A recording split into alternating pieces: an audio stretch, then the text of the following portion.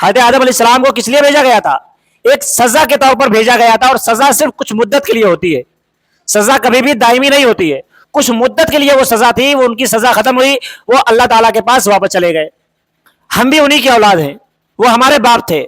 لیکن ہم بھی ان کی اولاد ہیں، تو ہم بھی اپنی سزا جو وقت اپنا متعین ہے، اب اللہ تعالیٰ نے یہ امتحان گاہ بنا دیا ہمارے لیے۔ اس دنیا میں ہمیں جتنی زندگی گزارنی ہے اپنا امتحان دینا ہے،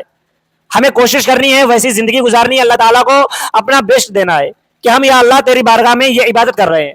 تیرا یہ حکم ہے اس کو ہم پورا کر رہے ہیں، تیرے نبی کی یہ سنتیں ہم اس کو ادا کر رہے ہیں۔ جب ہم یہ ساری چیزیں کریں گے، اللہ تعالیٰ نے ایک کرائٹیریا بنا دیا کہ یہ چیز تم تو پوری کر دو گے، اس کے بعد ہی جنت ہے، اس سے پہلے جنت جانے کا کوئی شارٹ کٹ نہیں ہوتا ہے۔ اگر کوئی انسان یہ کہے کہ تم ہمارے مرید ہو جاؤ ہم تمہیں جنت میں لے جائیں گے، تو کوئی ایسی گارنٹی دینے والا نہیں ہے۔ آپ جب حدیث کی کتابیں پڑھیں گے، حضور صلی اللہ علیہ وسلم نے صحابہ کرام کو جنتی قرار دیا ہے، لیکن اس میں بھی سارے صحابہ کا نام لے کر نہیں کہا گیا ہے۔ صحابہ میں عشرہ مبشرہ کو حضور صلی اللہ علیہ وسلم نے جنتی کہا، حضرت امام حسین، امام حسن اور ان کو حضرت فاطمہ، یہ جنتی جوانوں کے سردار کہا گیا۔ شہدائے بدر کو جنتی کہا گیا۔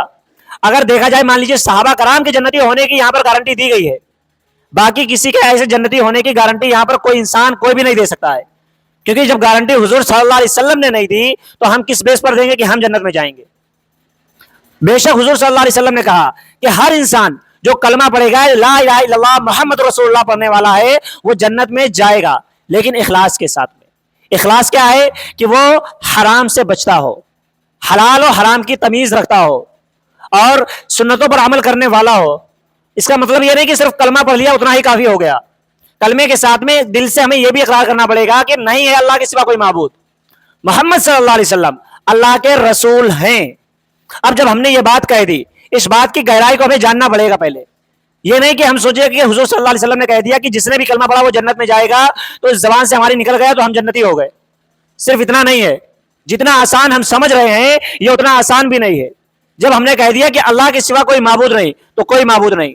اللہ کے حکم کے آگے کسی کا حکم نہیں۔ نبی جب ہم نے کہا کہ اللہ کے رسول ہیں، اللہ کے جب رسول ہیں، ان کا پیغام لانے والے ہیں، تو انہوں نے جو پیغام ہم تک پہنچا دیا، جو ان کا حکم ہمارے پاس تک پہنچا ہے، اگر کوئی ایک حکم بھی رسول اللہ صلی اللہ علیہ وسلم کا ہمارے پاس پہنچتا ہے اور ہم اس کے خلاف اگر کریں گے تو ہم آپ کے نافرمان کہلائیں گے۔ حضور صلی اللہ علیہ وسلم کی کوئی سنت ہمارے پاس پہنچی اور جان بوجھ کر اگر ہم اس کے خلاف کریں گے تو ہم کون ہو جائیں گے؟ نافرمان ہو جائیں گے۔ اور وہیں پر اگر اس کو ہم نے جھٹلا دیا، جھٹلانا الگ ہے اور نافرمانی کرنا مطلب نہ ماننا، آپ نے اس پر عمل نہیں کیا وہ ایک الگ چیز ہو گئی، پھر آپ صرف نافرمان ہوئے کہ آپ نے نافرمانی کی، نبی کا حکم نہیں مانا۔ لیکن اگر اس کو آپ نے جھٹلا دیا کہ نہیں نہیں ایسا نہیں ہے، تو پھر آپ وہاں پر کافر ہو جائیں گے۔ پھر بھلے آپ نے زبان سے اب لا الہ الا اللہ کہہ رہے ہوں، لیکن اگر آپ نے نبی کا کوئی حکم آپ کے پاس پہنچا تھا، اسی لیے ہم نے آپ کو پہلے بھی بتایا ہے کہ اگر کبھی بھی، پہلی بات تو ہم لوگوں کو چاہیے کہ اگر ہمارے پاس علم نہیں ہے تو ہم کسی سے کسی معاملے میں بحث مباحثہ نہ کریں۔ اگر کوئی انسان آپ کی بحث کسی معاملے میں چل رہی، کوئی بات آپ کی چار لوگوں کے بیچ میں چل رہی ہے، اب وہاں پر اگر آپ کے سامنے کوئی انسان یہ بات کہہ دے کہ فلاں حدیث میں یہ بات آئی ہے،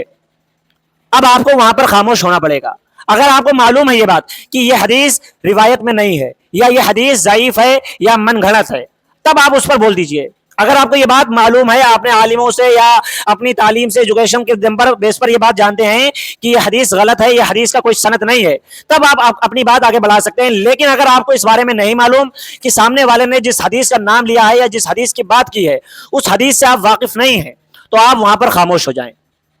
اب اگر آپ خاموش نہیں ہوتے ہیں پھر بھی اپنی ضد پر، یعنی آپ سوچتے ہیں کہ ہماری ہار نہیں ہونی چاہیے، اپنی طرف سے لگائے جاتے ہیں، تو یہاں پر آپ کے ایمان جانے کا خطرہ ہے۔ اگر وہ حدیث صحیح ہوئی اور آپ اپنی ضد پر اڑے رہے، آپ اپنی منطق پیش کرتے رہے، تو پھر یہاں پر آپ حضور صلی اللہ علیہ وسلم کی بات کے آگے اپنی بات رکھ رہے ہیں،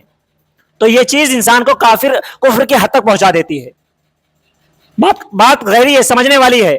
ہمارے بڑے بوڑھوں میں اکثر ہم دیکھتے ہیں کہ چوک چوراہوں پر بیٹھ جاتے ہیں اور سنی سنائی باتوں پر بحث کرنے لگ جاتے ہیں۔